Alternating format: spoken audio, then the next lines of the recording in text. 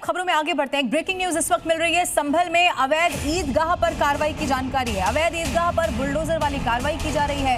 सरकारी जमीन पर ये अवैध ईदगाह बनी हुई थी, नोटिस दिया गया और उसके बाद बुलडोजर अपने काम पर लग गया है। ये तस्वीर देखिए आपके टेलीविजन स्क्रीन पर इस वक्त आपको दिखा रहे हैं। संभल में इससे पहले भी अलग अलग जगहों पर जितनी भी अवैध संपत्तियां हैं, जितनी भी ऐसी जगह जो कि अवैध करके बनाई गई, सरकारी जमीन पर अवैध तरीके से अतिक्रमण किया गया और फिर उन्हें बनाया गया, अब वो चाहे कुछ भी क्यों ना हो वो बचने नहीं वाला। इससे पहले ही साफ कर दिया गया था, नोटिस दिया गया और उसी के बाद ये बड़ी कार्रवाई बुलडोजर की तरफ से कर ली गई है। आपको ये भी बता दें, चूंकि संवेदनशीलता को देखते हुए भारी पुलिस फोर्स की भी यहाँ पर तैनाती रही और ये उस वक्त की तस्वीरें हैं जब संभल में अवैध ईदगाह पर कार्रवाई की गई। बुलडोजर वाली ये कार्रवाई हुई है। पीला पंजा आपको तस्वीरों में नजर आ रहा होगा।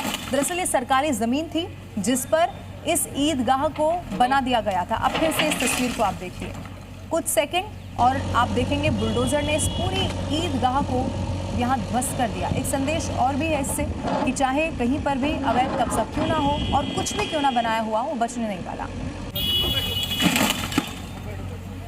और आइए शुरुआत करते हैं। आपको बताते हैं, गोयनका जी के निधन पर प्रधानमंत्री नरेंद्र मोदी ने दुख जाहिर किया है। पीएम मोदी ने दुख जताया है और प्रधानमंत्री ने डॉक्टर सुभाष चंद्रा को इसको लेकर बकायदा एक चिट्ठी लिखी है। गोयनका जी के निधन से गहरा दुख हुआ है, ये प्रधानमंत्री इस चिट्ठी में लिखते हैं। उन्होंने अपने अनुभव जो गोयनका जी के साथ रहे, उन्होंने बताया कि उनको मिलने का भी सौभाग्य मिला और उन्होंने जितना सादगीपूर्ण अपना जीवन जिया, समाज के लिए जो उन्होंने काम किए, वो हमेशा पीढ़ियों के लिए प्रेरणादायी रहेंगे, ये उनकी तरफ से इस चिट्ठी में कहा गया है। देखिए, जैसे ही ये खबर सामने आई, चाहे राजनीति जगत से प्रतिक्रियाएं आप देखेंगे, हर कोई अब गोयनका जी की तरफ से जो समाज के लिए काम किया गया, गौ सेवा की बात जब सामने आई, वहाँ हिसार में रहने वाले लोगों की तरफ से हर वक्त अब यही कहा जा रहा है कि चाहे चिकित्सा का क्षेत्र हो, चाहे समाज सेवा को कोई काम हो, लेकिन गोयनका जी ने जो योगदान समाज के लिए दिया है वो बहुत महत्वपूर्ण रहा। और प्रधानमंत्री नरेंद्र मोदी ने जो चिट्ठी लिखी है, उस चिट्ठी में क्या कहा अब वो आपके सामने रखते हैं। वो लिखते हैं, श्री नंदकिशोर गोयनका जी के निधन के बारे में जानकर गहरा दुख हुआ है। इस कठिन समय में मेरी संवेदनाएं आपके और पूरे परिवार के साथ है। ये डॉक्टर सुभाष चंद्रा जी को उन्होंने चिट्ठी लिखी है। आगे वो लिखते हैं, प्रेरणादायी व्यक्तित्व के धनी श्री नंदकिशोर गोयनका जी ने अपने दशकों लंबे सार्वजनिक जीवन में परिश्रम को सर्वोच्च स्थान दिया। उन्होंने अपने आदर्शों और कर्मनिष्ठा से समूह की यात्रा में योगदान दिया।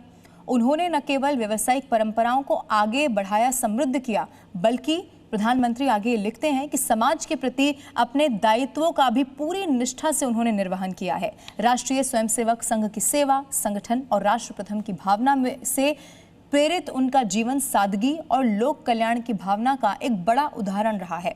आगे वो लिखते हैं कि ये मेरा भी सौभाग्य रहा कि मुझे उनसे कई मर्तबा मिलने का अवसर मिला और उनका आत्मीय व्यवहार सदैव मेरी स्मृति में रहेगा। उनका जाना पूरे समाज के लिए एक अपूर्णीय क्षति है, ये भी प्रधानमंत्री लिखते हैं। आगे उन्होंने लिखा, श्री नंदकिशोर गोयनका जी आज हमारे बीच नहीं है, पर उनका भरपूर जीवन आने वाली पीढ़ियों का मार्गदर्शन करेगा। उनका स्नेह, स्मृतियां और शिक्षाएं सदैव परिवार के साथ इसी तरह से रहने वाली हैं।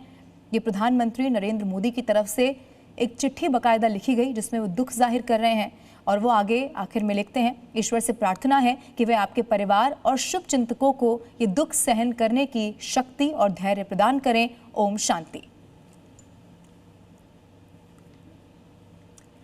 और एसएल ग्रुप के कार्यक्रम में प्रधानमंत्री नरेंद्र मोदी ने नंदकिशोर गोयनका जी के साथ अपने जुड़ाव को याद किया था। प्रधानमंत्री ने नंदकिशोर गोयनका जी के बारे में कई अनसुने किस्से भी साझा किए थे।